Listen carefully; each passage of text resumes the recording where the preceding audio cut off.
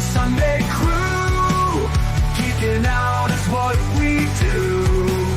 Giggle on, it's gonna be great. Don't be late, let's celebrate.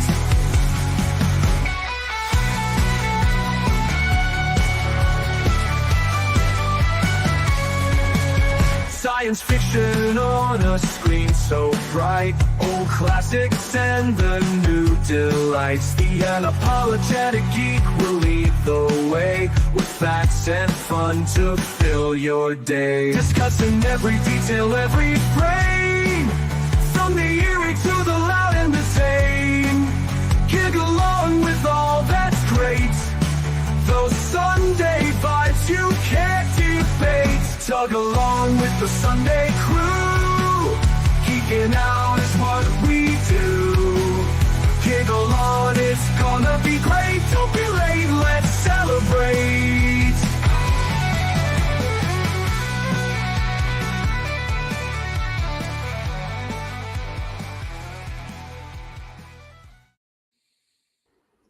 Hi. Hi. Hello, greetings from South Carolina. Love it. So greetings and welcome back to Tug Chat. You'll have to forgive Danny. He's mourning Eric Von Donigan apparently. Oh, I know. Yeah, We it's have very sad. lost the greatness, man. Oh, R.I.P. It is very sad. If you don't know who that is, he wrote Chariot of the Gods. Yeah, Not Food of the Gods. not Food of the Gods. That guy died a long time ago. Let's say hi to everybody in the chat. We've got Snarky. Yes. Skeleton. actually, Skeleton. except the Snarky, she's the one let me know about Eric Von Donigan today. Oh, really? Ah. She keeping me informed of the world events. Thank you. Well, I can Nice. thank her for your mood. Thank you for making me cry today. I appreciate it. Good. Carolyn is here. Everybody gets a good cry once in a while. Good morning, Carolyn. Justy. Texas Knight is here. Kniggins. Beth Meadows. Oh, Gary Beth. Carpenter is back. Hi, Gary. Volleyball. And let's see, of course, India is here. Yep. Quoting Babylon 5. Babylon He's 5 trying to get a heads up on our topic. is great. I love Babylon 5.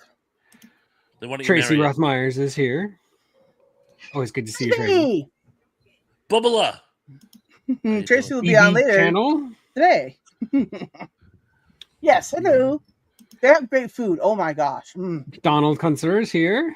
Hey. I don't want to mess with that name.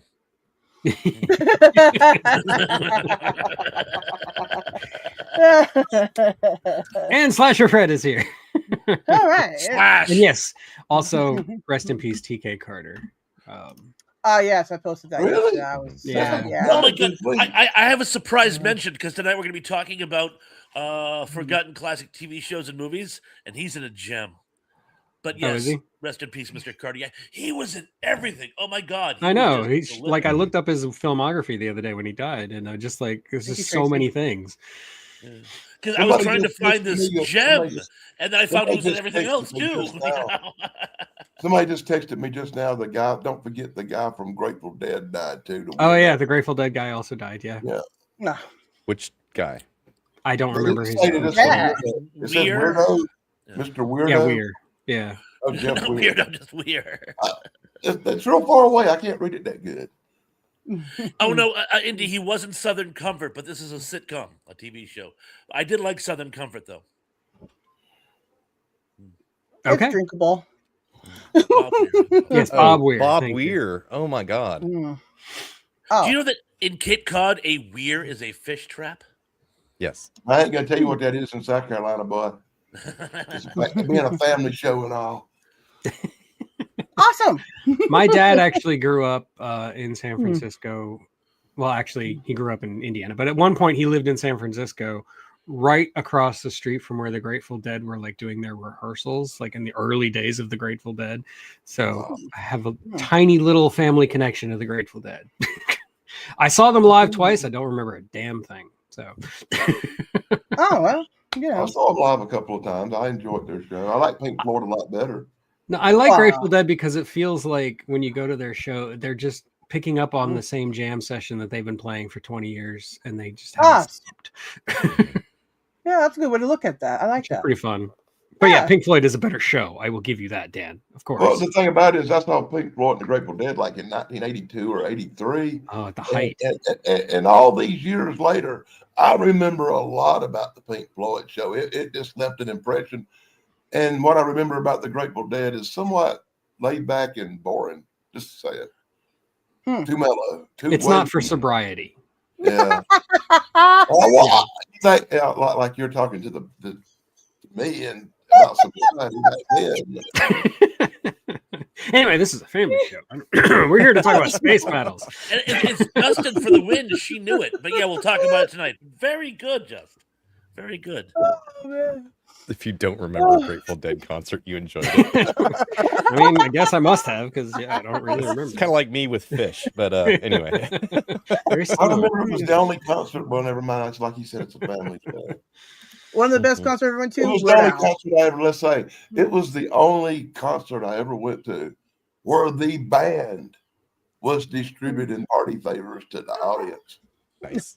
That's cool. No, it Yeah. was uncool, but like I said, I just remember it being really laid back and boring after that. Just not much happened. Yeah. Well, not to me. I remember anyway. ICP threw bottles of Fago into the audience. Plastic Magnets. How do they work? Yes, that's a good question, right? 311 So- was sharing a home rolled cigarette, if you will, with a person in the crowd. Yeah. You mean a left-handed cigarette, as it's Yeah. in my day? Yeah. Now, be careful, Pons. You For got to 100 watch what you years. say. Somebody's mother might be watching this show and might not let none of the, and might not let none of the little Your kiddies mom. watch our show no more. Your mom. You mean a desert mom? Gotta look out for the little kiddies, man. Ah. I try. Point taken.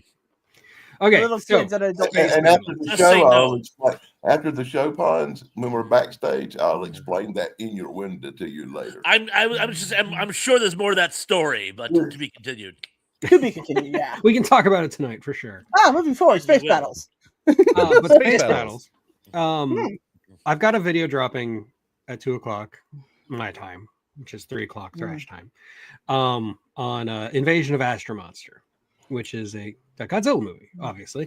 But it's one where Godzilla goes to Planet X and fights King Ghidorah with Rodan on the surface of Planet X in space. So like that inspired me to talk about space battles. And so it doesn't have to just be starships fighting each other. It can be Now you tell me that. Thank you. but I don't really want to talk about the space battle and Invasion of Astro Monster because it's about 2 minutes long. It's really short, and the only notable thing about it is that Godzilla does that Shia dance that we've all seen the GIF. But in that spirit, I did want to talk about another Toho movie that features a great battle in outer space, and that is the Battle in Outer Space. This actually predates Invasion of Astro Monster, but it's about aliens that are on the moon and they're trying to reduce the Earth's gravity so that they can steal all our stuff. That's actually the plot of the movie. So humanity builds these rocket ships that go up into space, and then the alien fleet and the human fleet meet each other halfway between the moon and Earth, and they have this like dogfight in space. It's very 1950s, very kitschy, and it's about what you'd expect, but it's great. The reason I want to talk about it is because I feel like it sets the template, for like space battles going forward. That whole idea of a dogfight in space between like space fighters. I mean, you don't really see that before then. You see it a little bit in some anime, some old anime, but that's about it. Even Flash Gordon doesn't really have battles like that. But we'll talk about Flash Gordon later, I'm sure. We have to. We Yeah. literally have to. Oh. Awesome. So yeah, Battle in Outer Space, highly recommend it. It's a Toho classic that doesn't get talked about enough because it doesn't have Godzilla in it. Hi, Kevin. Am I the only one who's seen it? Have you seen it, Thrash? I'm actually racking my brains. I don't see how I could not have, but I'm having trouble recalling it. So I'm gonna have to go with maybe. Fair enough. I think I've seen it, but I think it had words at the bottom where you actually had to read the movie, like on Turner Classic Movies. That's called subtitles. Yeah, I hate it when you have to read a movie, man. I have the dubbed version. It's actually really fun because it's one of those where the people who are doing the dubbing, the American actors, are not enthusiastic at all. So it's like they'll be in the middle of the space fight and it'll be like,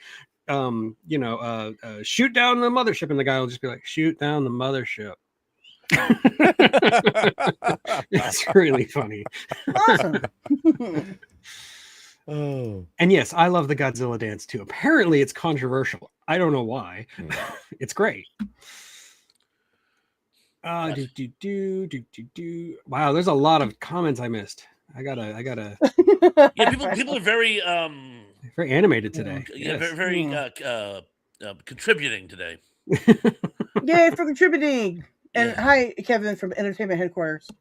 Oh, Entertainment Yeah, Headquarters is here. Yes. And I was actually Tug, you brought up an excellent point. Like when the first conceptualization of a space dogfight was, and the earliest reference of one that I can think of was from, I want to say it was Frederick Brown's, and forgive me if it's not the right title. I'm sure Indy will correct me if I'm wrong, but it was Arena. I'm going to call it Arena because it's actually the short story Arena is based on the Star Trek Right. episode where he fights the Gorn.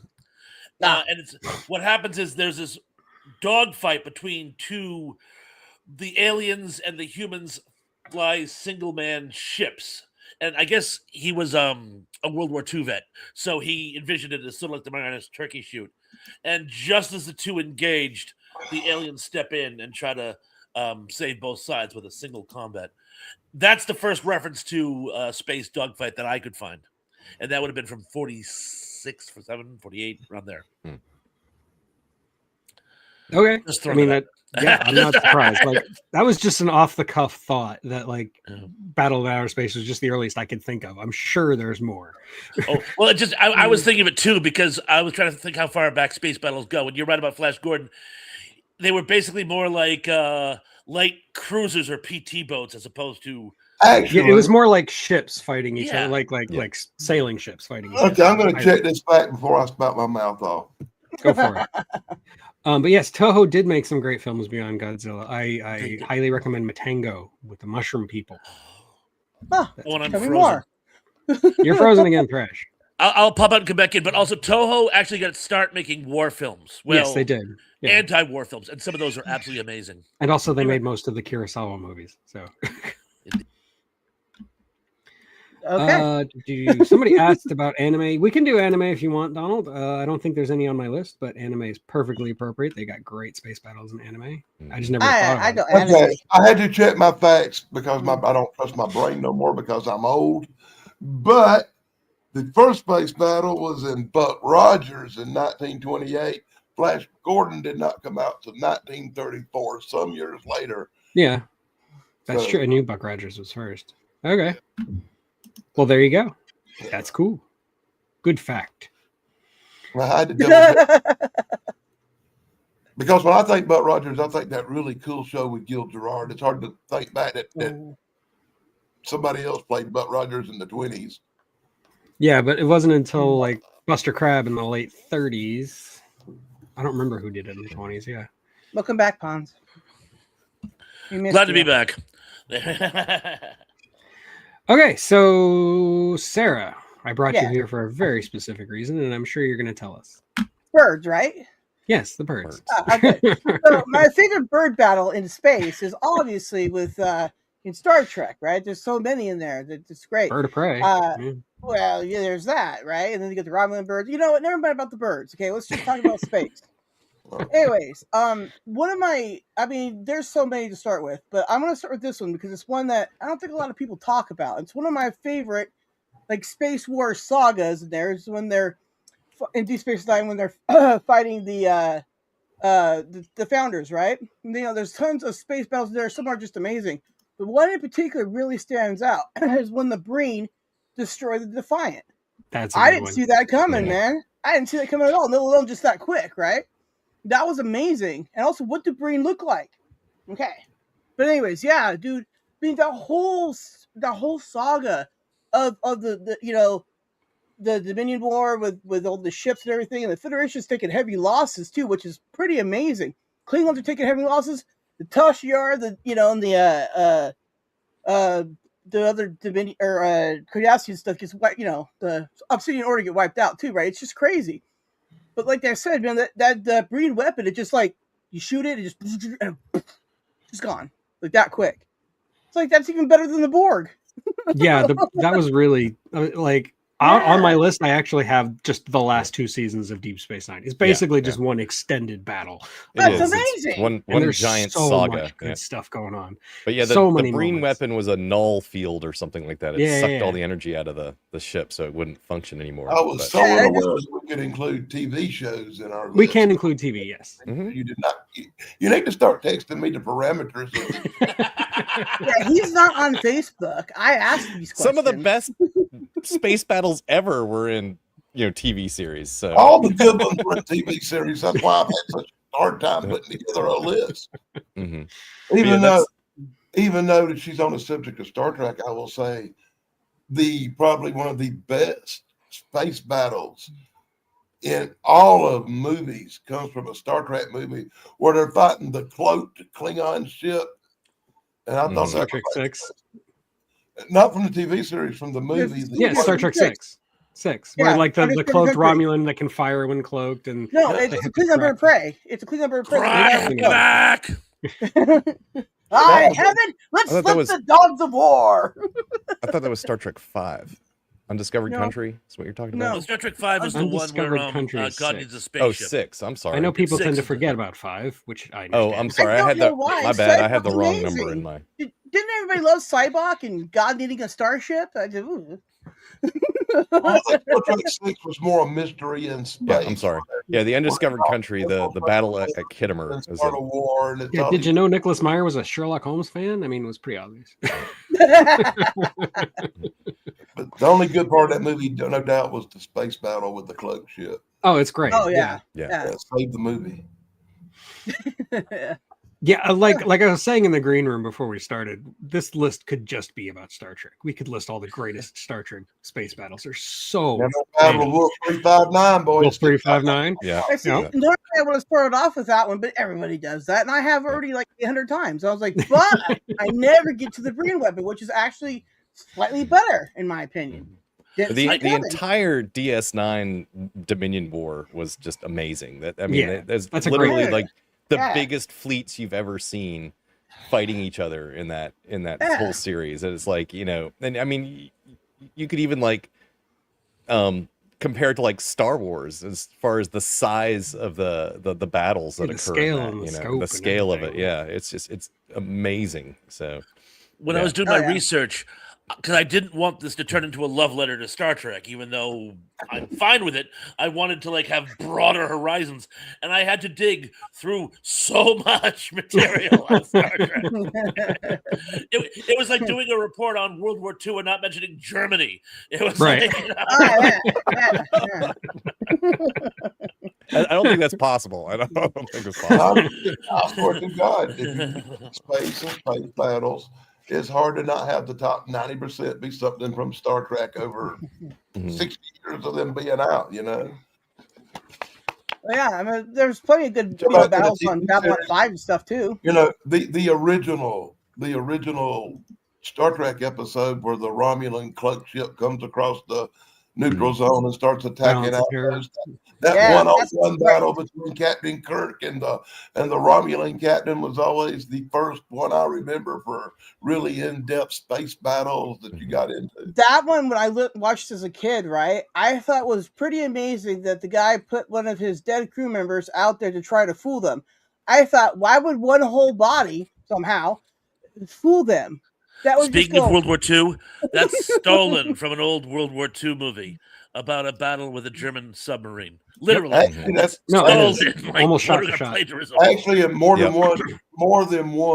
in more than one case, the Japanese ejected dead bodies through the torpedo tubes to try to throw off the enemy ships above. Right, yeah, but we're talking about in space, right? With a handful of debris and one whole body. Doesn't make sense. But The what rest Star got Trek vaporized, did you know. that no other sci-fi really did at the time was they, instead of having dogfights or ship-to-ship battles in space, it was more like submarine warfare. Like, Mhm. you Mhm. know, having to track your enemy and fire torpedoes and, you know, Mhm. I don't know. Well, in Yeah. the original series, that whole like ship to ship fighting, you almost never saw it in the original Yeah. series. It was always like one or two shots, and that was it. You know, Yeah, there's because no the big idea was epic that battles. space is so big that you can't Yeah. really see your enemy, you know. Yeah, yeah. So But it was Which I also thought was neat. extremely expensive to do with models. So yes. So it was a nice excuse. Thank you. The Enemy Below. I was racking my Yep. brain trying to remember Yep. the name of the movie. Yep. Did I not mention it? I'm sorry, I thought I said it. Yeah, you didn't I- say the name, and I was really should. trying to come up with it. My For brain you, kept my saying, friend, and you, my friend, and all. I'm sorry. I'm going to say how that song stuck in my head all "Where did I day. go? What's Well, happening?" in Star Trek, we have limitations. Did you in lock this up? whole video range? You know, Me? Tug locked up. Oh, pull up a chair, Tug. Okay, good now. Hi. He's moving. Okay. That was He's back. weird. Yeah. What happened? He I has know. tonsillitis. what was weird is when you started moving again, you were dancing. A little bit of twerking, no big deal. Well, that's how you make sure if you're moving or not. You have to make motion to see if you're moving. Mhm. It's hot in here. Whoa, Okay. look at that. Ted does one dance and Damien's hot. That's crazy. So Dan, is Star Trek 6 your pick, or do you want to pick something else? Oh, well, since Sarah took over Star Trek, I'll have to goddamn choose something that's at least an equal. And you can't get better, so you can maybe do equal. And when it comes to space battles, the only other space battles that even come close to equal in Star Trek would be in Star Wars, Yeah. which, and we'll have to bring up the biggest battle of all time when the Death Star gets destroyed. The The Battle of most God. ultimate space battle of the 70s, the one that brought me to the show, where I stood in line over and over and over and over and over again to watch Luke Skywalker blow up the Death Star till my little feet hurt. Battle of Yavin. Yep. It's a favorite memory of my youth was the Star Wars year, Mm. where I spent it was like at least 8 weeks in a row every week standing in line to see Star Wars once or twice. There was before Star Wars and after Star Wars when it For comes sure. to space combat. It's Mhm. that simple. Mm. And the trench run is probably one of the most iconic Yeah. space battle That was moments. done so history. well. Yeah. I mean, you really It looks feel like good you're today, there. even if you like. Yeah. If even if Right, you get the original cut, not the special edition, it still looks really good. This is all It done looks- with models as well. Yeah. So, you Right, know, you can't, but you know. it gives really good skill about how this narrow space is really just pretty big, but it's Mhm. narrow still, right? Because all the ships fit there. But then the Millennium Falcon fits in there, so whatever. Anyways, but you feel like you're in it. You feel the tight space. You feel like you just one wrong move and you're on the wall. It's very cool. The And Millennium trivia Falcon flew question. over and shot him, but, you know. Speaking of World War II movies influencing science fiction, what is the name of the English war film which they borrowed that image from? Oh, is that from the one where they blow up the dam? You, The Dam the Busters? pieces are all there. Yes, and Yeah. so it's the it's the The Dam Busters. Dam yeah, you Busters. go. Yeah. That's it. Yep. Yep. I've seen it. I think yeah. it's called the movie where they blew up the dam. Yeah, well, no. I couldn't remember the name offhand, Yeah, but I it know was it. like that's the one they blew up the dam on, right? Yeah. Yes, I'm sorry, I'm teasing, but yes. Dam Busters. Yes. Kind of like Mythbusters, but they're busting dams. But anyway. Which they can't show anymore because there's a really, really, really politically incorrect plot point. and there's no way of getting around it. You can't remove it and still maintain continuity. So, unfortunately, that one has gone bye-bye. But what are you gonna do? Hidden But Fortress. yes, Hidden Fortress. Yeah, Star Wars stole a lot from the Hidden Fortress. I don't But think Hidden Fortress isn't a World War II movie, is it? I've been to a couple of Star Trek conventions, but yeah, it's also been a really long time. I was a teenager the last time I went to a Star Trek convention. I met John Delancey, and my friend got kicked out of the convention for chasing him into the bathroom. Wow, well, That'll do it. That'll do it. yeah. My mom took me to a Star Trek convention when I was in 8th grade, right? The only one I've ever been to, and I met, oh my gosh, just forgot her name. Roddenberry's wife. Oh my gosh, Michelle Barrett. Yeah, I met her. Yeah, very. Yeah, and some others too. But I was awesome. It was in Anaheim. I skipped school. It was great. I remember I was at a Star Trek convention and I met the lady that plays Counselor Troy and the lady that plays her mother, Roddenberry's wife. Yeah, Right, Marshall Barrett, and then Yeah, I she's said, awesome. I said something stupid to her, and her No mother doubt. told me. You're in a Her circus. mother told me I couldn't hang out with her or say nothing to her no more. No doubt. I would. Yeah. You were dissed by Marshall Barrett? Wow, that's bummer. I'm sure she just was like, yeah, you. The funny thing about Delancey is Delancey's a twofer.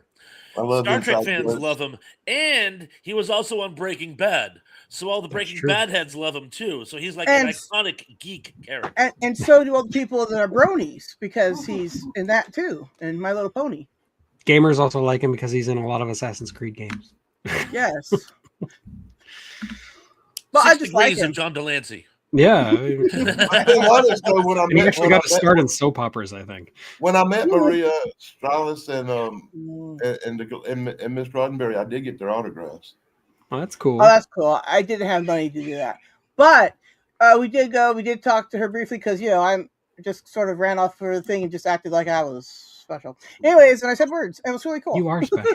See, that's where you made your mistake. You stood in that line and had to pay money and stuff. I just bothered them at the hotel lobby and got it for free. Oh, right. Yeah. My mom has this thing called don't want to be in jail for harassment or some weird thing. I don't know. My mom's weird. Good pull, Donald Concert. I would not have thought of that in years. Mm. That's great. The And chair Gary Carpenter recognizes- apparently met Kessin Tuvok. Well, I don't care about Kess, but Tuvok's cool. Tim Russ, I had his CDs. I mean, he's not a great singer, but I enjoyed him. I love him Really? in Spaceballs. One more thing. Oh, who I'll say doesn't? about- One more, We one ain't more thing found I'll say. But one more Sorry. thing I'll say about Star Wars is I enjoy the battles in the original Star Wars movies a lot better than the CGI battles of the modern Star Wars Oh, movies. same here. Yeah. We Oh, can yeah, do an you entire give- show on that too. Yeah. Yeah, you get way too much just CGI vomit. It just all Yeah. starts to turn into mush. It's kind of Yes. like the last Superman movie. It's just mush. Oh, yeah. Did you see him flying like rubber? That was stupid. Why? Anyway.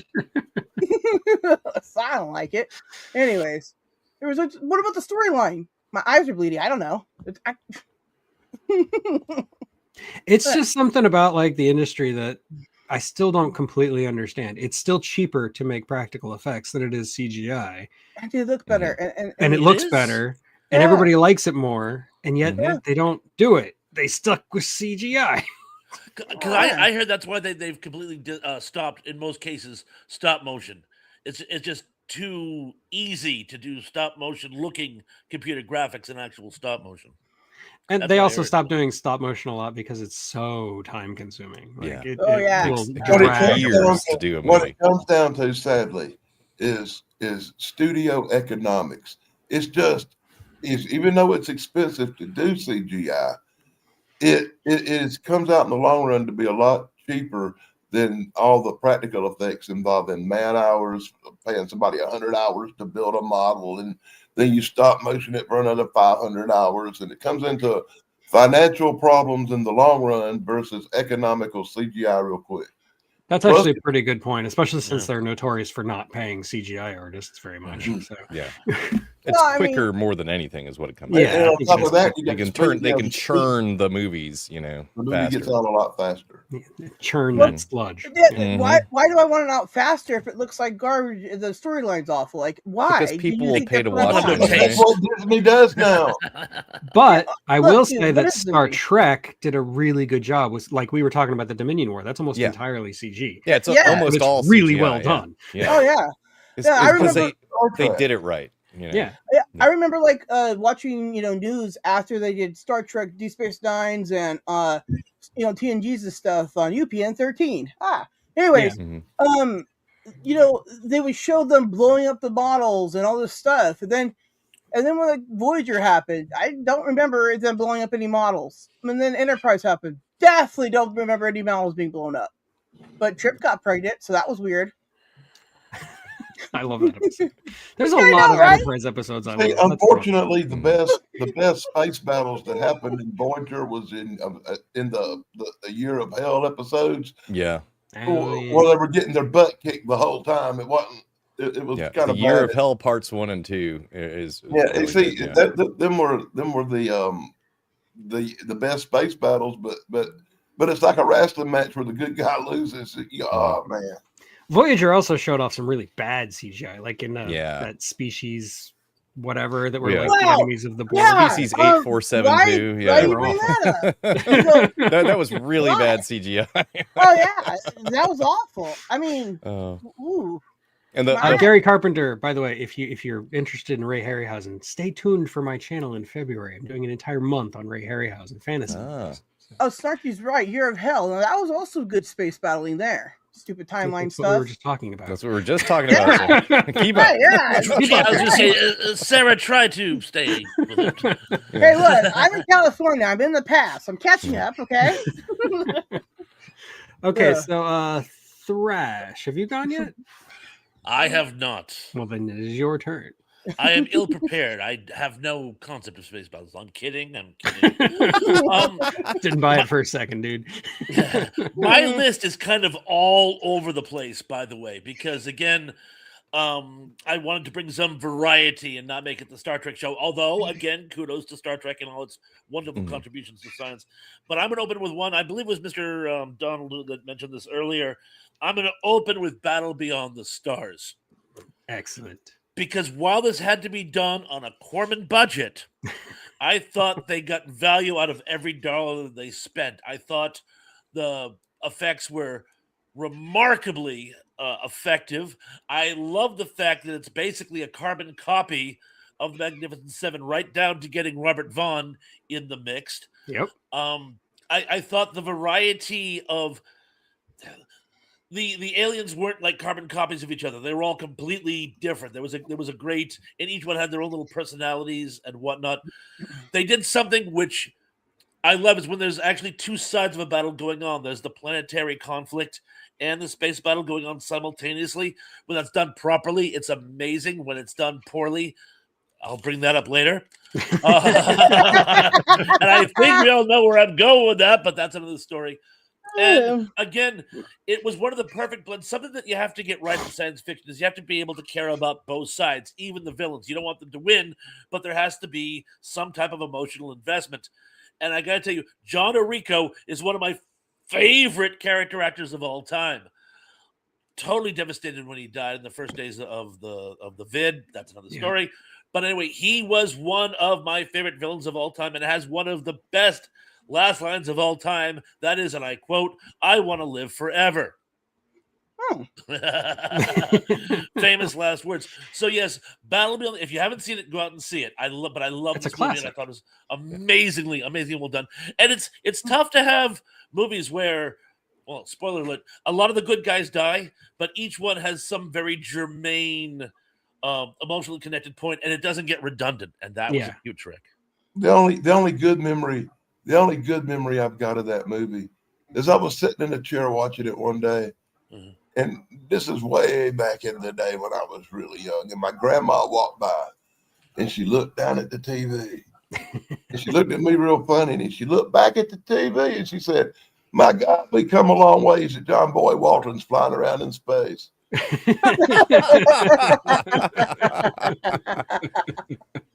Hello, It's Nicole really Baker. good for me. And yes, Donald Kunzer pointed out a lot of the models and most of the mats in that movie were done by James Cameron. That's how he got his start, was with Roger Corman. Thank you. for Actually, pointing when I out. was putting together my list of movies, I made sure not to include nothing that Roger Corman was involved in. Me. Why? Roger Corman's great. I didn't want everybody to laugh at me. Oh, we're gonna do that anyway. I mean, Oh, yeah. Right? Wait till you see my next choice. Yeah. Roger Corman kept science fiction alive when it was at its low ebb. Just so you know, at least that's my I love take on Roger it. Corman movies. I like Roger Corman movies better than anything I think they come out with in 2025. Oh, yeah. I'm doing that's a why- movie, a Roger Corman movie next week. oh. Just FYI. That's why I had to bout of last week's show. I didn't see any movies in 2025. Actually, I saw Weapons, but I thought that would get old really quick. So, what do you have, Bob? I have Weapons. Oh, and again, I have Weapons. Oh, and again, This time I'll talk about See, Weapons. It'd be really hard for me because I haven't seen it yet. So It's good. I know it's It's good. not a bad That's movie. what I hear. I survived last week on a technicality that I actually watched the old movies I talked about in 2025. Oh, I wish I had thought of that. He spent a long time talking about the Winds of War. Jokes. I could have talked about Excalibur. I could have talked about wizards. I could have talked about. Okay, so Damien, it is now your turn. Well, I think, if you read the little thing under my name there, you're going to know I'm going to go with Yes. The Last Starfighter, Yeah. which is one of my favorite movies of all time. I was originally going to Oh, bring that definitely. up first, but then I So was saw I. the Death Blossom on your Death handle, so I figured Blossom! I'd give it to you. I mean, Yeah, a lot of them is any beautiful. movie that's got a weapon called Death Blossom, I mean, come on, that's just awesome. But no, just the whole last scene, or last fight scene, it's not like the greatest space battle of all time, but it is definitely a good one, and just kind of more shows what you can do or what you actually would do with a actual real spaceship, and how they would actually maneuver rather than this whole like fighters flying in straight lines, in a two-dimensional It was very plane through three-dimensional, most yeah. movies, It's like, no, this would be three-dimensional stacked all over the place at all times. Think spherical is how you would fight, but no. Anyway. No, But I just love the completely movie. agree. Yeah. Yeah. And it's like it was especially that last like run on the mothership. It really captures the feeling of an 80s arcade game. Like it Mhm. really feels like, and that's It what does. it's going for. And it's Oh yeah. They- 100% successful. They hit the Yeah. mark on it so well. It's just a Mhm. great movie. I would think it was the perfect movie if we could just cut out some of the parts with his clone battling around. Oh, come on, Gul Dukat's in there. He's the beta unit. Yeah. Yeah, I know the cod's awesome. Mhm. I can't remember the actor's name. Mark Yeah, Alimo? right. Yeah. Yeah, whatever his name is. I was just talking about him earlier today with myself. That was awesome. I love how he Anyway, just randomly pops up in like old 80s stuff, like just as a bit character. He's in so many things just as a little bit like a character. naked gun. Mhm. Yeah, I know yeah. the woman really says no. She means yes. I mean yes. No, He's in what do Total you mean Recall. no? Yes, Total Recall. Great movie. And I can't believe, I still to this day can't believe that Dan O'Hurley was Grigg. I know, like it's like it blows really? my mind that that's Him? Dan O'Hurley. Of all people. He did such a good job too. He did. Anyway, But yes. good movie. I like it. The battle scenes fun and a little bit more realistic in some ways than others. And, Well, it's one of the few sci-fi movies where Mhm. like they actually use just asteroids as weapons, like Yeah. which is Yeah. a very common sci-fi Kinetic concept weapon. in books, but you don't see it Yeah. in movies very often. Yeah. So I Yeah. think it's pretty cool. yeah, that I is give pretty that movie a big thumbs up. I enjoyed The Last Starfighter. And another friend of mine, Eric Wood, who runs Gypsy Road Show, it's like one of his favorite movies of all time. Oh yeah. Well, that and And the CGI was not half bad for the era. You got to think about Oh, it. yeah, it was when so, they like, did that. You I'm know? not It took, sure all it that took was a like lot of months CGI. to render just like a couple of It might have scenes. been practical. And by today's standard, you could make something like that on your freaking iPhone. I remember like back in the late 90s, in doing renderings in AccuRender and AutoCAD, taking like 3 hours to render a single room. You know what I'm saying? In semi photorealistic. And I think you're stuck there again, Tug. Yeah, my internet connection's Yeah. being weird. I don't know what's going on. Semi photorealistic rendering of just like 2 corners of a square room, with Yeah. some lighting and stuff. It would take like 3 hours, So I couldn't imagine how long it would take to render, the Gunstar, in full 3D. And, not to mention the backgrounds and the everything else. But anyway. We love you too, Tracy. Yeah, Tracy. You Thank you for being a also- member for 17 months. That's awesome. Yeah, I was gonna do that Yay. last night, but then I got sidetracked. I don't know what from. It's a mystery. It is. Yeah. Oh, I remember why. Because football. There you go. All right. Oh, Who's Okay. ball? So now it's time for me to talk about a bad space battle. And actually, Oh. Thrash inspired this. This was on my list. I wasn't going to pick it first, but since Thrash talked about when like the space battle and the human battle down on the ground are like happening at the same time, they both have to be in sync and they both have to be good. I'm going to talk about an example of where that goes completely wrong. Where the stuff that's going on the ground is fantastic. It's some of the best, but the stuff in space is awful. And that is Star Wars Episode 1, The Phantom Menace. I was thinking that's what you were going That's to on say. my list as one of the worst ones too. Oh I my was- god, let's do a barrel roll. That's a cute trick. Like a Oh, kid who yeah. knows how to Oh. pod race can now Whoa. destroy the ship, the What's this mothership. button do? It's so What's this Now button do? this is pod Stupid. racing.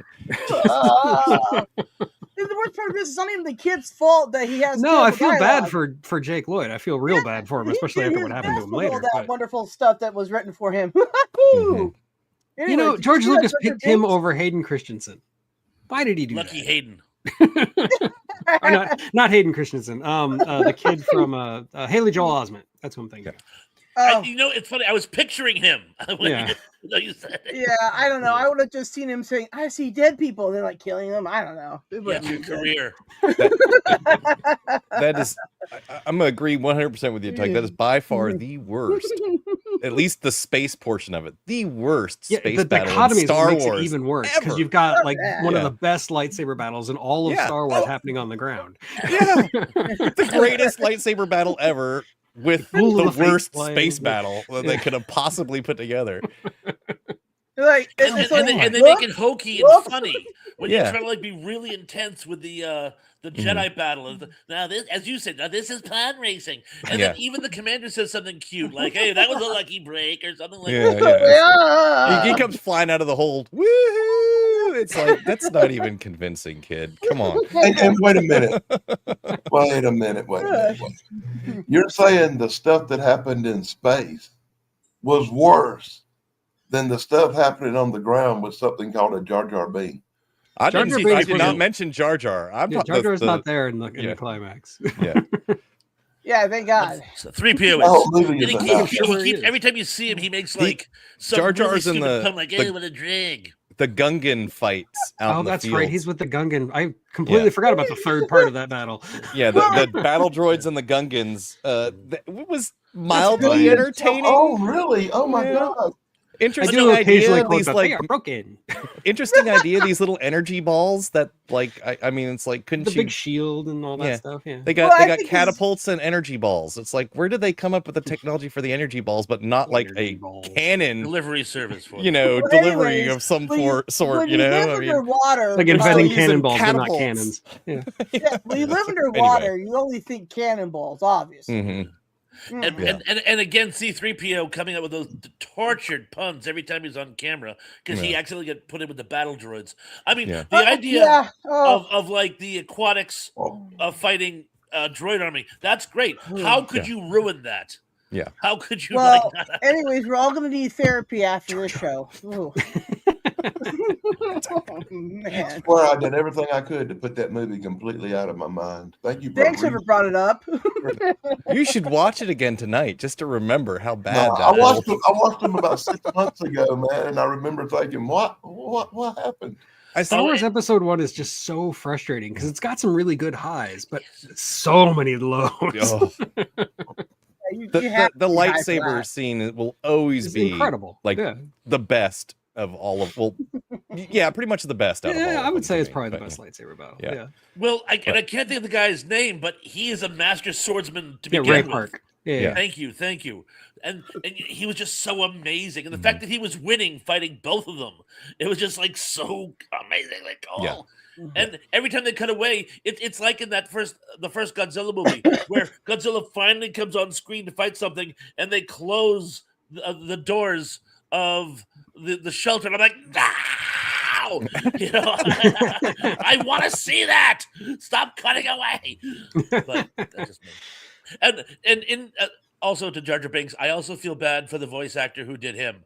It destroyed his life, not just his career. It destroyed his life. Yeah, he almost ended it himself. Yeah. It wasn't his fault. Very sad. It was not his fault. No. Getting on Lucas about that. I'm already no. thinking to myself, I hope this War is criminal. one part. Did you just say he was a war criminal? Yes, and I'll die on that hill. No, I agree with you. No, I agree. Yeah. War. Oh, good. Yep. Oh, thank you. Then I won't die on that hill now, will I? No, you'll have to. I'll be there with you. I'll be like, nah, we're good. Oh, and I'm sorry. You know, I love Liam Neeson. He looks bored out of his mind the entire time. Like he can't even hide the fact that he hated doing that movie. You know? Oh, what do you mean? He was so great at that. I think the only actor who got away clean was Ewan McGregor as Obi-Wan. Yeah. The only one. Yeah. Well, Yoda was pretty cool, you know. I But guess. he's not a real person. But What do you mean? Frank He's Oz real is Frank to Oz. me. He did look really bad in episode 1, though. Like the CGI on Yoda was really awful. Yeah, I was in like, wow, episode that 1. was poorly rendered. Yeah. It got better as the series went on, but the first episode 1 was pretty terrible. Okay. So that was my pick. Sarah, now it is your turn. Oh, okay. Well, then I'm gonna switch from Star Trek real quick to go to Babylon 5. That's totally fine. That's close enough. know, Babylon 5 has some good stuff. Pretty much everybody who worked on Star Trek worked on Babylon 5 because, of course. Especially like the people on Deep Space Nine. A lot of them came. From Oh that. yeah. Oh yeah. Yeah, it's good crossover stuff. I love it. Anyways, okay, so like in Babylon 5, there's lots of space battles of all kinds all the time. But the best by far and the longest and one that was pretty much talked about all the time is with the shadows. Oh my gosh, do I love the shadows? Do I like Bester? No. But dude, yes, the shadows, right? I mean, telepaths could like block them and stuff, but then if you get telepaths in there, then you're screwed. Oh man, they're living vessels that go inside buildings, right? It's crazy. They can kill a Vorlon just like that. It's just fantastic. It's very inventive. Yeah. Oh yeah, the way they sound, that sound, like if you could hear it in space, you would know you're gonna die. I love the shadows and all that. I mean, I don't like the people part of it. The poor people I loved. Anyways, but the ship battles were great. You get the White Stars out there, and they're just like whoop, whoop, whoop, turning on a dime, and I'm like, that's interesting. Oh man, and the music for it, everything is just great. Just great. And the Vorlons had the Planet Killer, which is just going around wiping everyone out that was with the Shadows. It was just amazing. Okay, Indy, I do love Babylon 5, but that's taking it way too far. It is not better than TNG or DS9. 100% disagree with that there. Right there. I would say this: it's equal to them on many at levels. times. I will say many that, levels. Really, yeah. Really, you think so? Especially like the early seasons of Deep Space Nine, which are kind of a snooze fest. It is better than that. Yeah. Well, like when I Q came put and Babylon 5. I put Babylon 5 right up there with such greats as Jason Starkman. I don't know what that is. But anyways, yeah, no, A little before your time, dear. A lot of things are before my time. I'm baby. Okay, but yeah, I loved all the Babylon 5, space battles and stuff like that because Babylon 5 itself is a space station, right? And they're fighting their own forces at some points too, right? Yeah. Because Earth goes crazy. You know what I mean? It's just amazing. Anyways, Babylon 5. I'm glad you brought it up because that was on my list. I think it wasn't even that battle. Yeah. Babylon? I Yeah. barely remember that show. I'm sorry, Dan. Yeah, I'm gonna have to rewatch some Babylon 5 stuff just to refresh my memory. It's like that. See, it's like that movie Serenity with that big space battle in it. I remember little pieces of it, but I don't. That's on remember my that. list too, man. Yeah. Well, that's not my choice, by the way. I don't remember enough about it to be accurate. I can traumatize fans just by quoting that I'm a leaf on the wind. Yeah. But anyway, what is your pick then, Dan? Well, yeah, I'm gonna pick probably one of the greatest epic space battles ever filmed in a major motion picture. And this epic space battle was so big that it was reused and reused and reused and reused and reused and reused some more after that. And that would be the epic space battle from Battlestar Galactica, which was so epic it was reused in 24 extra episodes of a TV show where they showed the same battle scenes, these wonderful battle scenes over and over and over. I guarantee you, everybody watching this right now just closed their eyes and saw that Skyline ship getting blown up over and over and over. But it really was good the first time I seen it in theaters back in 1970 something. I saw the theaters too, and most people don't realize it had a theatrical release. But I saw it. I was way too young. Well, the theatrical, seeing it in the theater kind of made the TV show even more to some people, I think. Well, it effectively was the TV show. They took the pilot and re-edited it slightly. Although, spoiler alert, Baltar gets killed in the theatrical release, not in the TV show. Of course, you knew that if you watched the TV show. But the brilliant part is the space battle between the Cylons and the Rebels, and we call it the Alliance. Colonial Alliance. And they have this big space battle. And it's so epic, dude. They actually took these scenes from the space battle and used over and over in the TV show.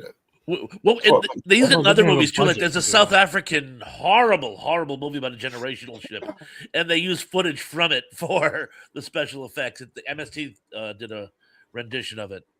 I think it's called Space Battle or something. I don't know. Once again, of all the spaceships I've seen in your epic space battles, I love the original design of the Colonial Vipers a lot better than I do most ships, even the ones from Star Wars. I must the confess, Battlestar Galactica ships are great. Yeah. I like the Cylon ships. The Cylon Raiders are just iconic. Oh yeah. Well, they are kind of because they just took the UFO and made it a UFO. Kind of. Made it the classic flying saucer bad guys. Nothing wrong with that. And the base stars look like those big cable spools. Yeah, they do.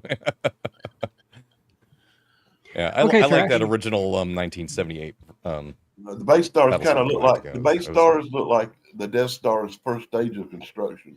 Yeah, Sarah's here, so I'm not going to talk about the Battlestar Galactica remake, but it has some great Please don't. Please. I was going to bring something up about it. I was like, I don't want Tug to yell at me. Every time I think of it, all I can think of is that episode of The Office where they're trying to make Dwight talk. So this new Battlestar Galactica, is it like the old one? It's virtually a scene-for-scene remake. You're right. V had a great flying saucer. They did. Earth versus the Flying Saucers is like the most iconic in my brain. Again, Harryhausen. Harryhausen again, right? Harryhausen. So I too will do a bad space battle. And this one is a lot of fun. Now, you guys know I am, as a kaiju fan, in addition to Godzilla, I also like Gamera. But facts, Gamera tended to be a little more tongue in Speaking of cheeky, recycled footage, as we say. Oh. Huge. Huge. It was embarrassing. And they even found cute ways of doing it. As you remember in the last adventure, and then they do like a 20-minute segment from the previous movie. Like, they weren't even trying to hide the fact that they were reusing footage. Good point. Right? But sorry, I derailed you. Go ahead. no, it actually it's a great point, but I'm going to pick Destroy All Planets, which is just a fever dream of a Gamera movie, even by Gamera movie standards.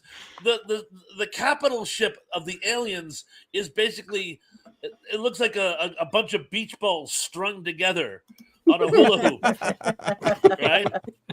That's And awesome. just it's just so wacky, the fight between them, and then in the end, spoiler alert, the commander, they look like squid, and he turns himself into a super space squid to fight Gamera. It's just so. And the funniest part though is we were talking about atrocious dubbing before and phoned in. It is some of the best examples of BAD, or bad American dubbing, as my friend coined the term, that I've ever seen in my entire life. There's one scene. There's one, and I always throw this in, and I have to do it now, even though it's not really part of the space battle, but part of the plot. There's one scene where the Earth general goes, "We can't defeat Gamera, but we can destroy the alien ship. That would mean sacrificing the two boys. So we have to wait for orders." And he gets on the phone, and he hangs up. And he goes, "The Earth decided we cannot sacrifice the two boys. We have to surrender the Earth." And I'm like, I'm calling bullshit. The needs of the many outweigh the needs of the all one. the time. You know, it's like, for the entire Earth, forget it. You know, but anyway, the space battle is just so entirely hokey. It's delicious kaiju fun, but it's an awful, awful space battle. Agreed. I want to like Gamera, but every time I watch a Gamera movie, I'm like, this is bad. I will say there's like a trilogy they made in like the early 90s, I think, that's actually pretty good. Like that Gamera trilogy is pretty good because they take it way more seriously. But the early Gamera movies they're just like GoBots to Transformers, you know?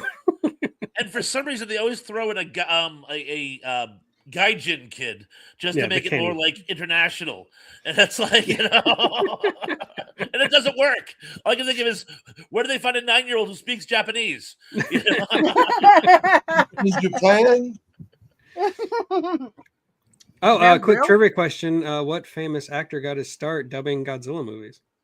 Koenig. Not Walter Sulu. Koenig. You're close. Sulu. Don't tell me. I'm almost there. It's my mind is kicking into gear. George Takei. Thank you. I knew you knew. I tell you, that's how my mind works. It's like picture an auditorium where you ask a question and everyone in the audience screams out a different answer. It's like, it's just fun watching old Godzilla movies and listening to the American dubs and hearing George Takei. It's fun. Oh, banana oil. Banana oil. Oh, banana oil. One of the best dubbed lines ever. He claims he came up with the word. It matches the lip movements pretty well. Oh, We should do a little Godzilla clip where we just redub it with modern George Takei, where like Godzilla shows up and he goes, "Oh my!"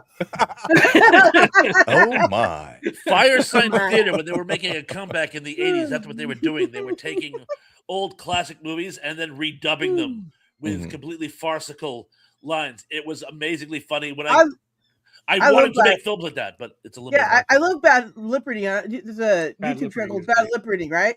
And they do that like all the time, right? I love doing that stuff, but I never could find anybody who's like can sit there in the same room with me at the time. Oh yeah, that's stupid stuff, man. I will say, Donald is correct that American International wanted American actors included, which is the same thing that Toho was doing. Actually, they did with not American International. Why am I glitching out again? My internet connection is fine. I don't know what's going on.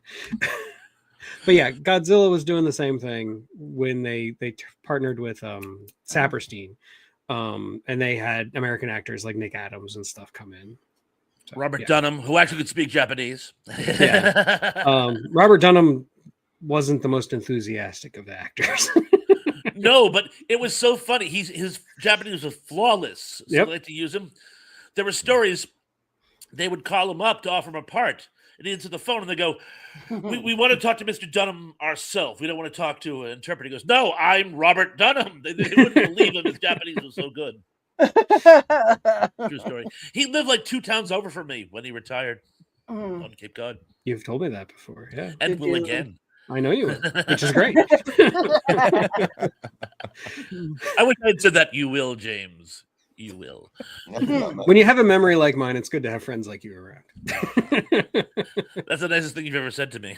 Anyone's ever said to me. Now I think of it. Things I don't hear much. It's nice having you around. What are things my dad never said? Okay, Damien. Oh.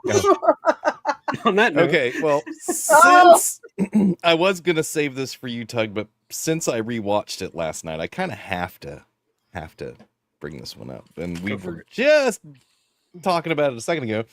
Serenity, the final Love's fight hot. between the Reavers and the Alliance. I rewatched it last night. Just actually had to watch the whole movie. I didn't just rewatch the final fight. Because if you put it in, you got to watch it. You know. I understand. But, It's yeah. a good movie. Yeah, but I watched it specifically to rewatch the final flight scene. But yeah, I'm a leaf on the wind. Yes, that is traumatizing for anybody that is a true fan of Firefly. But anyway, yeah, that's a great fight scene. They just, you know, It's a blockade bust. yeah, Serenity comes popping through the cloud or the ion storm, and he's like, "Oh, he's coming right for us. Hey, look, he's not What a even changing course. Like, we're just gonna be easy." And then boom, and they just all start. All the Reavers. Yeah, all the Reavers come through. Oh my! And he's like, target everything. Target. For God's sake, somebody fire! It's just I like how a lot of Yeah. that battle is basically from the point of view of Serenity. So you see all this like chaos around them, and you can barely focus on what's happening as the ships are destroying each other because you're really focused on Serenity just yeah. getting through the chaos. Yep. Yeah, which I think is pretty cool. It's a Yeah. pretty bold decision to not was. show you the macro scale. Yeah, that's just the backdrop. He's Yeah, piloting the ship through the chaos to try to get to the ground. So, watch so him they can- soar. Yeah, watch me soar. Watch how I soar.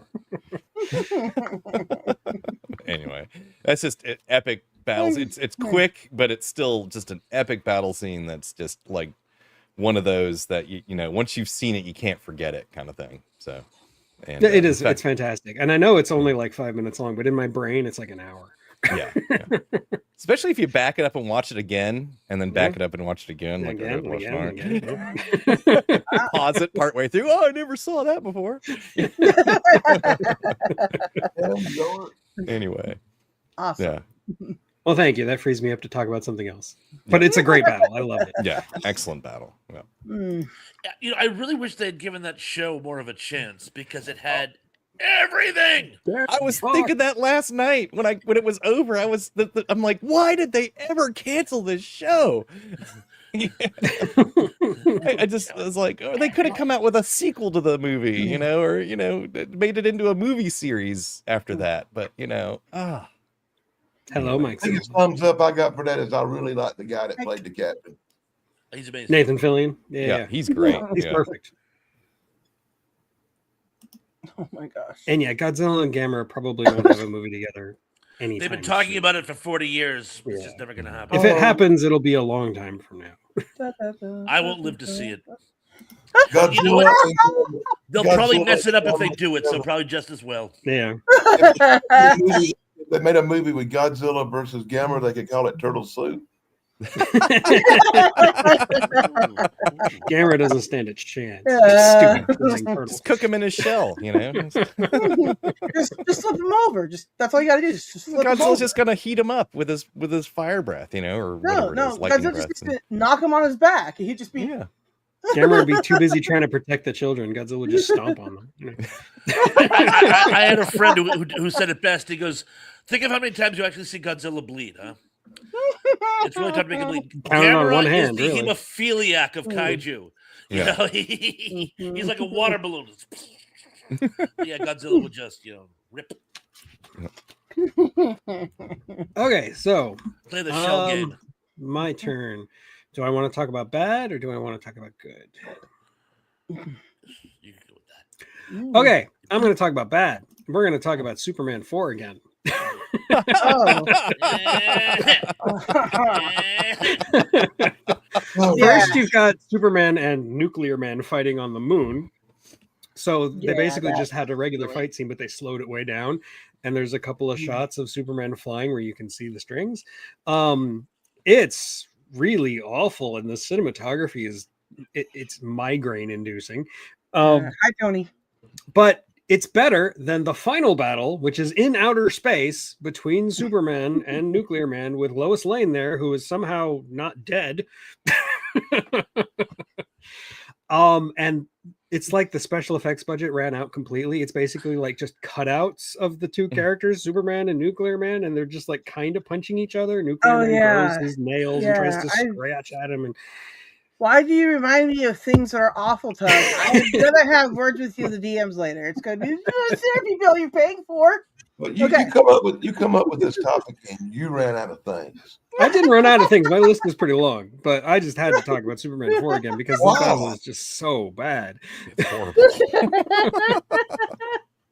I was racking my brain trying to come up with other space battles that didn't involve spaceships. I've got another one on my list, but like this is this one came up almost instantly. Like Maybe this you is should a avoid space battles that don't have spaceships. Just say. My other one's a serious one. It's good. So, but yeah, Superman 4. On to you, Sarah. We don't have to keep talking about it. Well, thank you. That's Yeah, awesome. please. That, Please that'll no. make the therapist happy. Okay. No, So, back to Star Trek. no, actually, I was gonna do battle. How was it? Oh my gosh, I totally can't think of the name. You know, the one where they're fighting the Thermites. You know, oh my gosh, my brain turned off. That's awesome. Okay, start over. What are you talking about? The movie, you know, that's based on like Star Trek. It's got, you know, Sigourney Weaver's in it. no, Tim Taylor. Oh my gosh, I can't. Sigourney Weaver is in it. You're talking about Galaxy Quest. Yeah, I just had to yeah. think of what I was trying to say. Anyways, Galaxy Quest. I love that because, like, you know, he doesn't even realize that this is supposed to be real, right? And he's just like, yeah, throw all the cannons at him, do 1, 2, 3, 4, all the barrels, just lava, you know, just level him, right? And then when they meet up again, he's like, maybe I'm not as ugly as I am, stupid. It's like, oh my god, but it's great because like they're trying to escape, they don't even know what they're doing, right? And then suddenly at the end, they get the magnetics and they get all the rocks or the mines or whatever. They just launch him over there, and he's just like, oh. Then they get the rock thing and they bring that on the ship, and it's just destroying things. It's great. I love that movie. They get Alan Rickman to deliver the Grapthar's hammer line. Seriously. Yes. Grapthar's hammer. Oh. All I got is Weaver's in it. She is, and you can see a lot of Sigourney Weaver in that movie. I think my favorite thing about her is her position on the ship, is she just repeats everything. I mean, I have one job on this stupid ship, and I'm gonna do it. I love the fact they actually took recorded dialogue of fights between the stars of Star Trek and incorporated that into the dialogue of the movie. Oh yeah, some of the things they call each other are actually from, you know. Honestly, Galaxy Quest is a better Star Trek movie than some of the Star Trek movies. So. Right, like that Cybok. Did you see that Cybok? Oh, Cybok. And better than 90% of the Star Wars movies. Yeah, that's not hard to do, actually. You know, this is a quick little side note. Into Star Trek TNG, when Picard gets stuck in the turbo lift with the children, right? When they get hit by that filament, whatever. Sing Frere Jaka and all that. Right. Yeah. Well, she brings up a song about a laughing Vulcan and his dog, and I always wondered, is that about Cybok? You know, maybe it is. I think my next song will be the laughing Vulcan and his dog. Let's just be about Cybok, and you know, it's gonna be great. It's gonna be great. You know, you keep bringing up Cybok as an example of something bad. I like Cybok. I don't like the movie. Star Trek 5 is terrible, but I like the concept of Cybok. Yeah, it's fun. It's just, you know, it's funny too. It's both.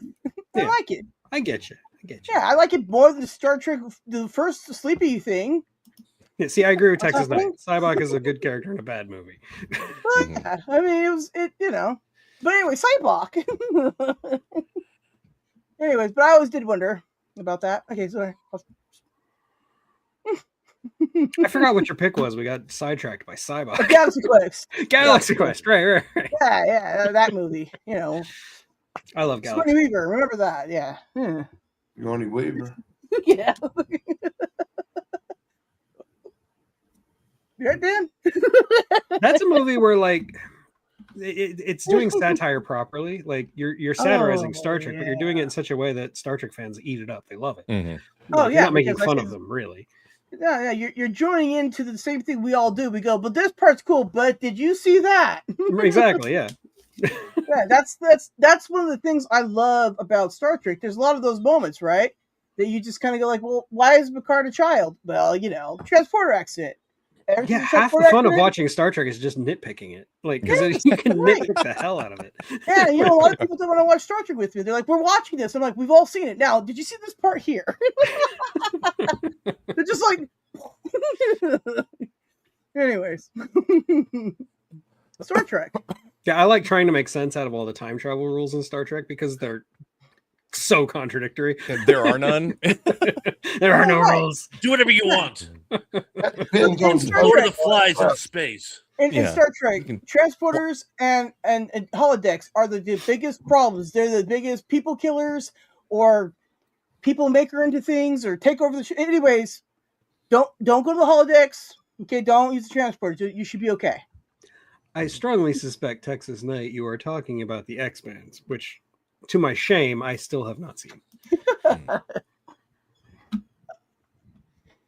But okay, Danny, what do you got? bugs. Lots of bugs. Oh, I know what you're talking about. I know what we're talking about. Yeah. You know, the biggest problem with space is the bugs. We got a battle with the bugs, and I'm talking Starship Troopers, where we go one-on-one with a galactic race of insects. oh yeah. Some of the most epic space battles ever. Where else will you see giant piles of bug poop being hurled at spaceships? That is a good point. What I really like about that is like it shows like, you know, like a fleet getting decimated by you know, a ground attack from a planet that you don't normally see that kind of thing in like space battle movies or movies with space battles in it, where the fleet just gets destroyed basically by and I mean by bug poop. Yeah, basically, yeah. Flying bug poop, but yeah. But yeah, that's an amazing, that whole like in orbit scene, that's just amazing, and then the maneuvering and so on and so forth of the big capital ships and whatnot is just cool. Well, maybe then the Gungan weapons is just bug poop. and you said it best. It deviates wildly from the source material. Oh yes. Of course, in Starship Troopers, the insects, although they're arachnids, are a technological species like the humans. They have weapons that actually make more sense than plasma being shot out of the butt of a big bug. But that being said, that battle on Klendathu is an amazing scene. Yeah, Paul Verhoeven didn't understand Heinlein at all, like even remotely. He read the first 2 chapters of the book. That's all he read. He decided it was fascist propaganda, and he was going to make a movie lampooning fascist propaganda, which completely misunderstands Heinlein to an absurd degree.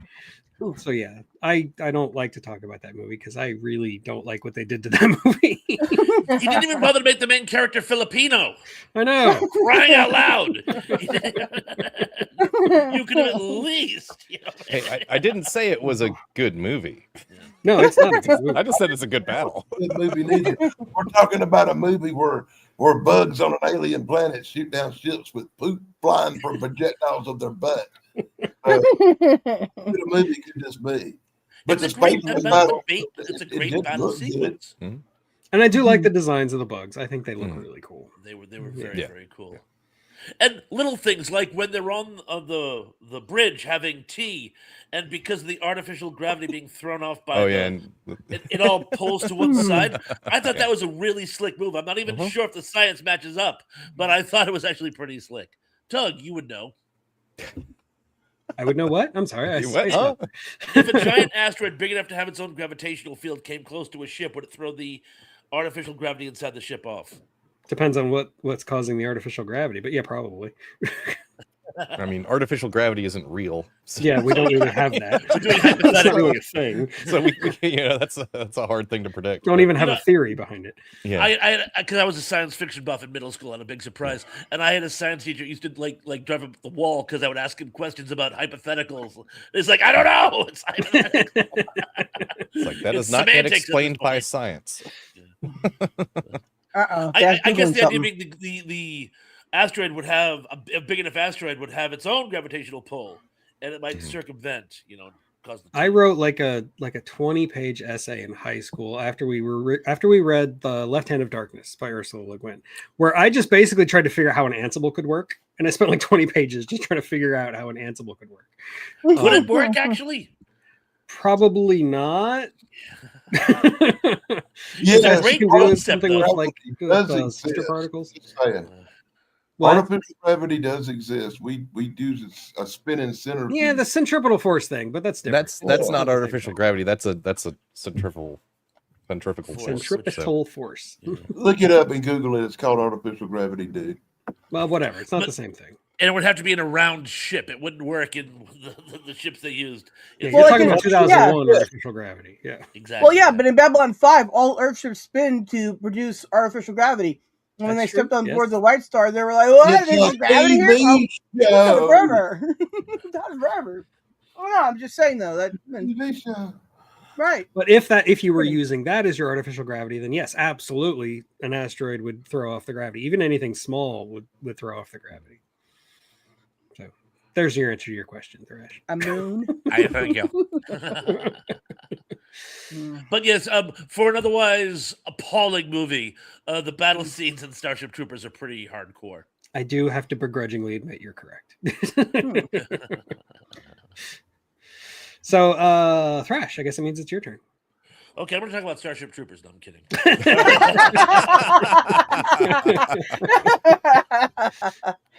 Huh. I fell in love with this one when I was a kid, and a surprisingly large number of people actually remember it. So even though I'm digging deep, I'm sure a lot of you will know what I'm talking about.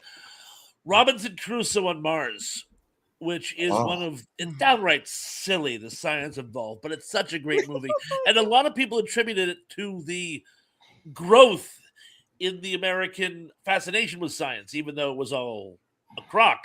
The movie itself kind of made people go, huh? And in any event, our main character stumbles upon an alien slave maker race, which is trying to get resources out of Mars. And there's an implication if you dig really, really, really deep that they did it on Earth earlier, and that's how, if you want to go Van Donigan, that's how higher life formed on Earth. Right. But I digress. But the ships they use are these really slick. They're similar in many ways to the Manta ships in War of the Worlds, but they do this really cool thing, and I'm Designed sure it by was some just guy. done to save on the effects budget. They zip really, really fast and then come to a complete stop. And it's very jarring the way they do it. So I remember watching it as a kid, watching them zoom in, and they're not so much spaceships, it's almost like alien monsters. And the sound effects they use, again, War of the Worlds, that sort of when they fire. And it's this like really intense scene where they sort of strafe the ground trying to get our heroes. And again, I remember watching it as a kid and just being fascinated by it. And it stayed with me all these years. So even though the movie itself had a very low effects budget, this shtick they used, I thought was very effective. No, I love those scenes too. Like you said, it's actually kind of intense because like you've got this story about survival. Like the first half of the movie is just about this guy trying to survive on Mars. And then all of a sudden there's these aliens, and not only like he's surviving by the skin of his teeth at this point. And now all of a sudden you've got this like orbital bombardment that's just like blowing up huge sections of the ground, and he's having to survive that. And it's intense. It actually works really well. So yeah. And as Indy points out, yes, Byron Haskin did War both. of the Worlds directed it, and the guy who designed these ships in War of the Worlds is the same guy who designed the ships in this. So yeah, there's a reason why it's a lot like the Martians in War of the Worlds. They're very similar looking. Yeah. Yeah.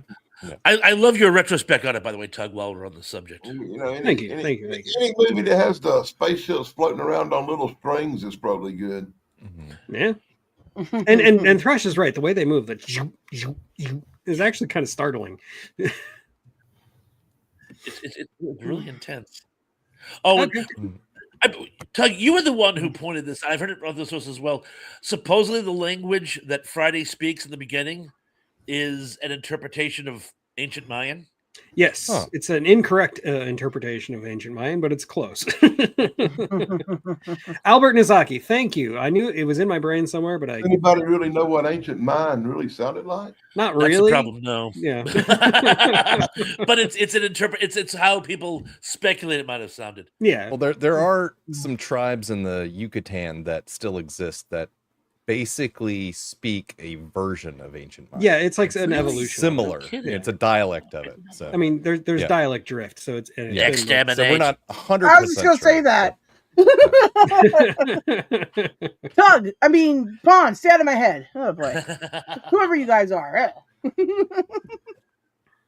Wait, did somebody say exterminate? Yes, I did. Exterminate. When you said dialect. Oh wait, that's not Yeah, See right. what I where's did your there? filter? Exterminate. There you go. Exterminate. There we go. No, as you guys know, I totally bailed on the modern depiction of Doctor Who.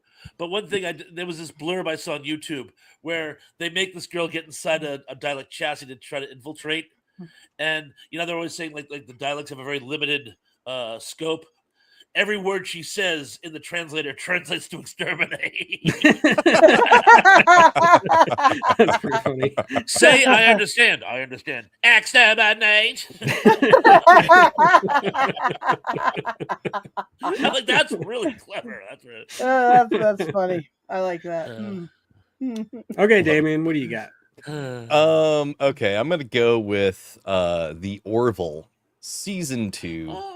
Identity Part 2, the Kalon's invasion of Earth, basically, or attempted invasion of Earth, with the Krill and the Union teaming up. Of course, the Krill come in late, they kind of surprise enter the fight.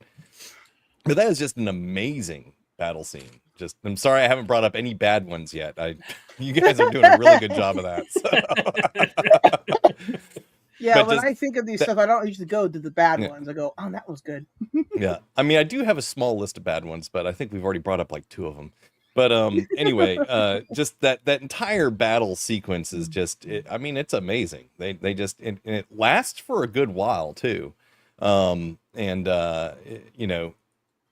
they're a little quick with the ending. The Krill come in and then all of a sudden the tide turns and they're running away, but otherwise it's like you're watching the Union get pasted.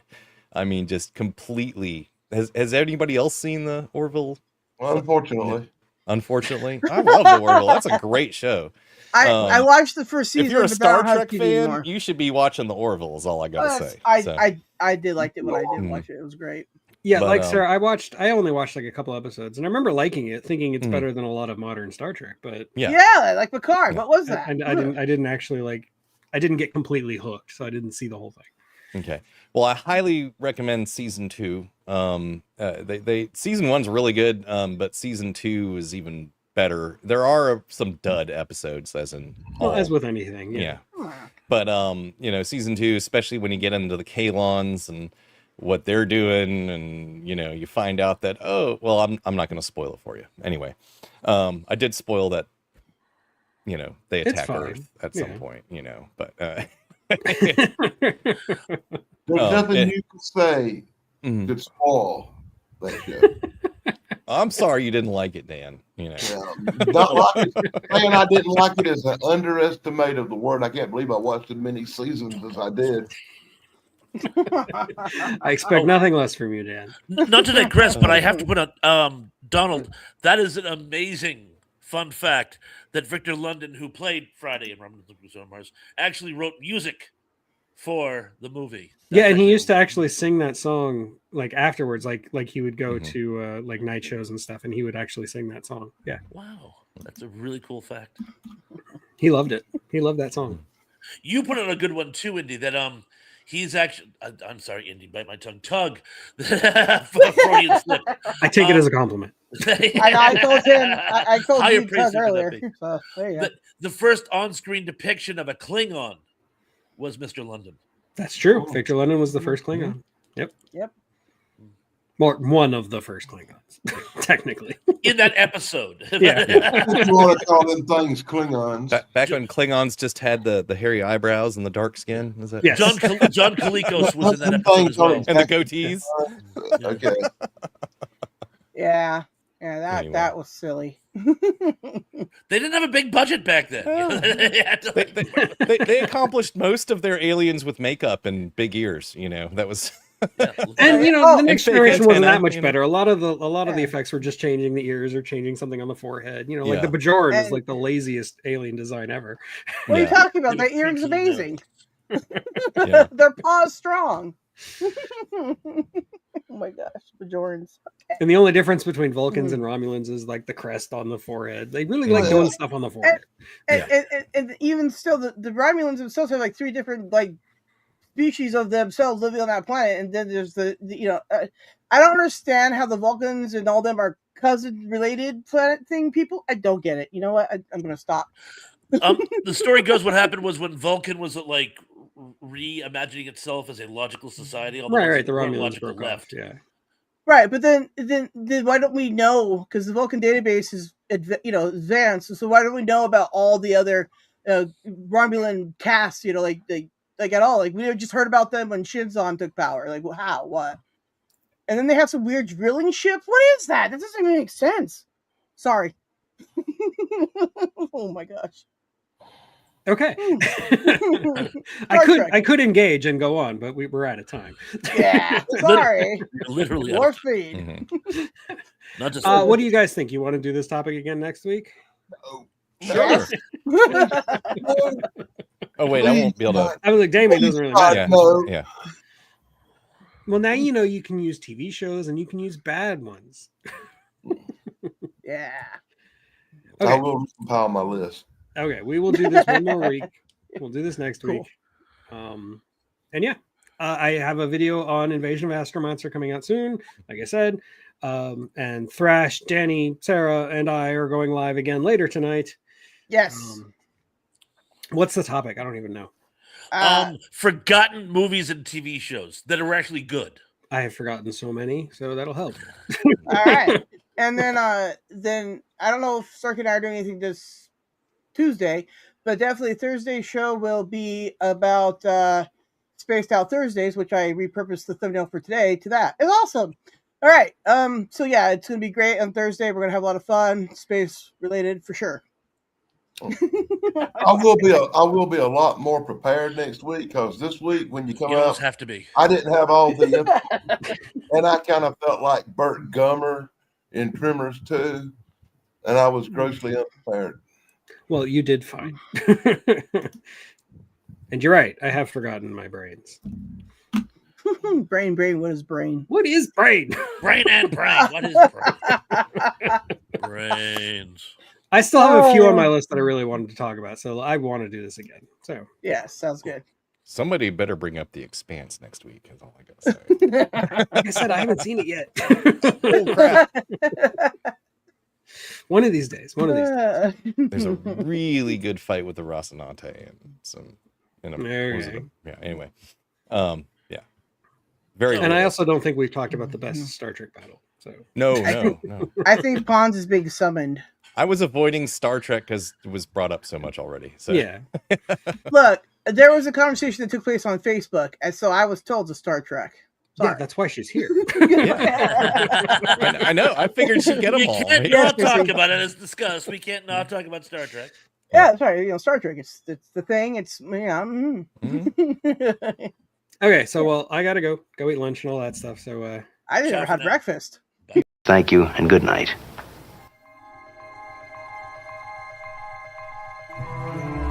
Make sure to like and ring that stupid little bell. yeah, hit that bell. Like, subscribe, and share out.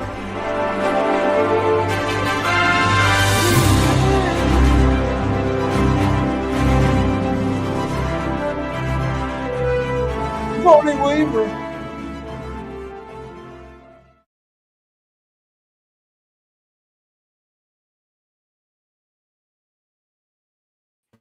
Best mute button ever.